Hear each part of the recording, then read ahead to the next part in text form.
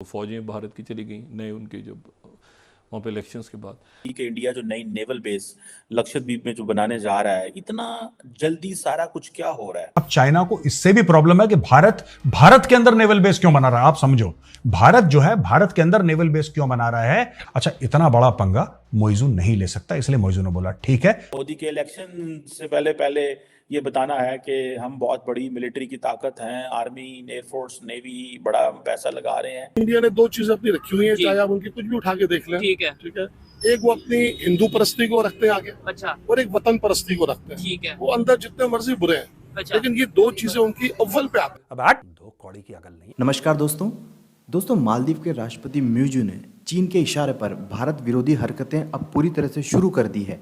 ऐसे में चाइना को काउंटर करने के लिए इंडिया ने कल लक्षद्वीप पर जटायु नाम का अपना पहला नेवी बेस खोल दिया है और चाइना को काउंटर करने का सिलसिला शुरू हो गया है दोस्तों। लेकिन पूरी दुनिया के रणनीतिकार का कहना है कि इंडिया और चाइना की इस राइवलरी में मालदीव का तबाह होना लगभग तय है।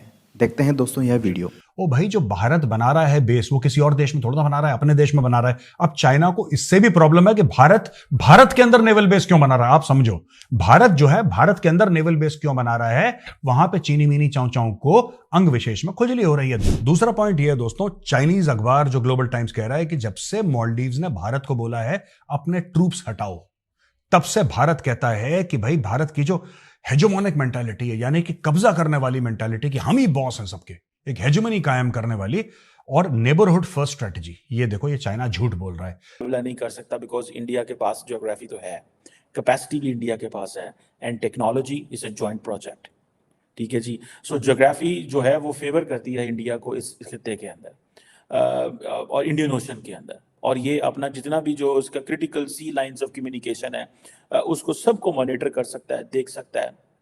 अपना क्यों कि चाइना भी डिपेंडेंट है इस खित्ते के ऊपर रॉ मटेरियल्स के लिए एंड एनर्जी के लिए, एंड इंडिया भी डिपेंडेंट है। और लार्जली मैं what I find out as student of politics, जब मैं इन चीज़ों को समझने की कोशिश करता हूँ तो मुझे तो ऐसा लगता है कि जस्ट ये एक तो अपनी जो रॉ मटेरियल्स एनर्जी की सप्लाई लाइंस को देखना है, थर्ड अमेरिका और वेस्टर्न वर्ल्ड को दिखाना that we are your partner which do have the capacity, which do have the ambitions and which can do something. कि पाकिस्तान की जो इकॉनमी थी वो 20 साल पहले इंडिया की इकॉनमी का 18 या 20% थी, अब सिर्फ 9% है। यानी हमारी इकॉनमी इंडिया के मुकाबले में छोटी होती जा रही है। और पाकिस्तान की स्टॉक मार्केट जो है इंडिया की स्टॉक मार्केट के मुकाबले में 135 गुना ज़्यादा इंडिया की है। यानी हम इतने कम, हमारी माशी हालत खासी ख़राब है।